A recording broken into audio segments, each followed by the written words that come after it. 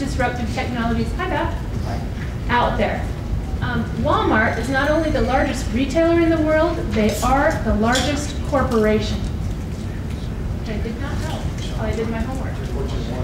They did $405 billion top line revenue last year.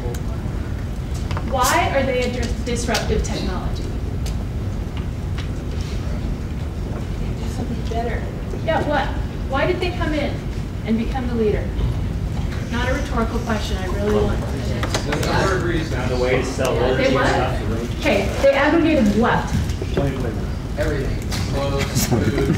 What do you mean they aggregated? They brought it all into one store location. Distribution. Unsexy distribution. Walmart went up the supply chain.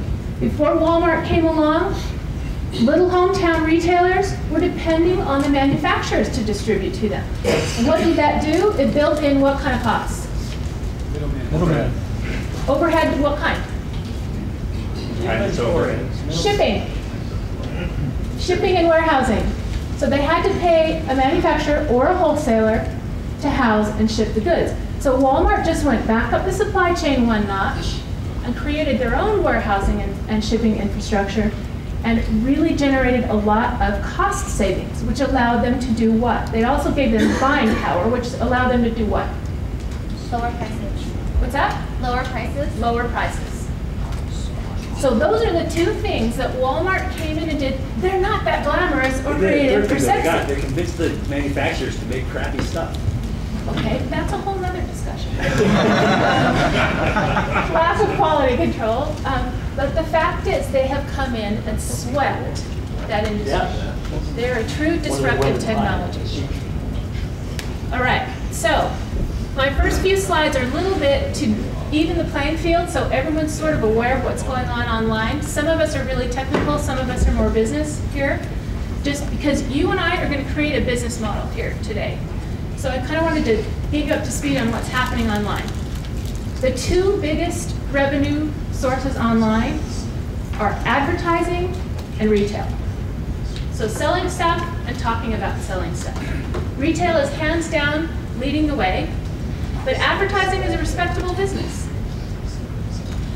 So let's talk for a minute about retail before someone like Kynetx, before the context-aware, cross-site ubiquity. This is basically the model you had to deal with, the funnel. Is Keith still here? Keith knows this funnel like probably no one else in the room. This is the funnel you were tied to if you wanted to sell in a siloed world. You had to get eyeballs to a site and then move them through a process that was pretty rigid until they bought something at the end. And there are whole businesses and industries and consultants and MBA classes about how to maximize this funnel. If you can up one of these levels, you increase your bottom line. And search engines typically sit in the middle of that, drive people to the site. So what happens is, in this model, you pay to move people through that search engine funnel to hit your site, where you're going to pay again for recommendation engines, content, etc. And finally, at the very bottom of the funnel, you get paid in return. Here's the problem with this model. There is a cartel of search engines. What do I mean by that? Google, Yahoo, Bing, and Ask, the top four. So what do I mean by a cartel? What is a cartel? They have control over. They have control. So there's something. A handful or less of search engines that control the pricing, the traffic, just about everything pushing into a silo on the web. And here's the issue with some of them. They use a bidding process. How many of you have bought Google AdWords before? And I'm not here to diss Google. Google's a really cool disruptive technology. But what happens when you buy Google AdWords in terms of price? It goes up. Because they have this free market pricing, it can fluctuate pretty aggressively. So what does that do to your bottom line? It raises it. It lowers it usually when it goes up. But here's the problem when you're a business owner and you're in retail. Your pricing doesn't shift with Google. So you suddenly have a P&L doing this. And you may have had a fantastic Christmas season, but you suddenly are taking a loss. So that's part of the problem with retail on the web today. It's unpredictable. You net the difference and you could end up in the red or in the black. So retail with the new paradigm, with Kynetx, like Kim Cameron said, the consumer becomes the center, where they use your app and you create a high qualified consumer community, and you can do that in lots of different ways, and we're going to talk about that today. But one of your main expenses here is going to be creating your community and staying in touch with them. Then you pay predictable usage for technology. And Dave McNamee is going to go into a little bit about how Kynetx is priced, but it's a much more predictable model, and it's not going to fluctuate up with additional usage. We actually drop the price as you use more. So what happens in the end is you get paid at every touch point. So instead of having a funnel, you have more of a flower effect, where not only can you make money driving into your site through a search engine, you can sell your product across the web. And I'm going to show you some examples of that. Land's End. We talked a little bit about the Land's End card earlier that Axiom has worked on.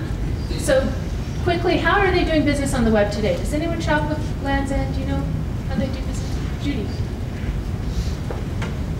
How are they doing business on the web? They're advertising. Alerts, special offers. Okay, alert special offers. I know they have email campaigns. They use You a lot. have to go to their site. But you have to go to their site. You have to drop in through the search engine or go directly to their site in that old model. How does it flow for the customer? Once you get to their site, what do you have to do? You have to stay on their site, You have to stay on their site and move through their process. even if you want to go check something else. Come back. Stuck Okay, at that point. so using Kynetx, this would be an example of how you could turn that business model on its head and create a disruptive technology for Land's End. This would be a loyalty card, and so the customer would join the loyalty program and download the app or the card into their desktop. And then it's going to link to a variety of context-sensitive rules that are going to talk to the customer in very relevant ways. Like, smack dab on the Google homepage. Statistics say that consumers see at least 88 page views off of Google every day. So can you imagine if you're Land's End and you took that traffic? Now granted, they're your customer to begin with in this model, but I don't care. I want to sell to them 88 times a day. I want to remind them about how great our down coats are 88 times a day, because I'm not doing that now. I still have to force them into my model now. Then, if they search for down jackets, this is actually an intrinsic in Kynetx called Percolate, where we can take Land's End, however far down it is in the SERP, and pull it all the way to the top. And highlight it and add content. You can actually add a buy button here. I can sell down coats off the Google SERP. I can also communicate to them on my website in really fresh contextual ways. And this is the controversial one, but the one I think will make you a lot of money. If you do it well, I can communicate to them on my competitor websites. So if they're a loyal Land's End customer and said, I want you to talk to me everywhere that's relevant, I can actually talk to them on Eddie Bauer. And I actually know that they're looking for down. So there's the power of what you can do with this new retail model.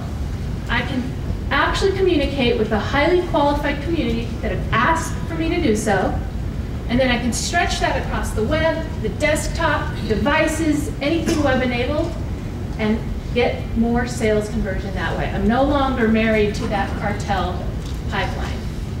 So what does that mean to my bottom line? Can you start to see the multiplying effect of conversion with this kind of model? It's no longer a trickle down in that model. Okay, let's talk quickly about advertising. I personally think there's huge opportunity in advertising. Right now, it's not being done very well, and there's a few heavy hitters that are playing in that field, and it's ready for a disruptive technology. So right now, if you want to sell advertising on the web,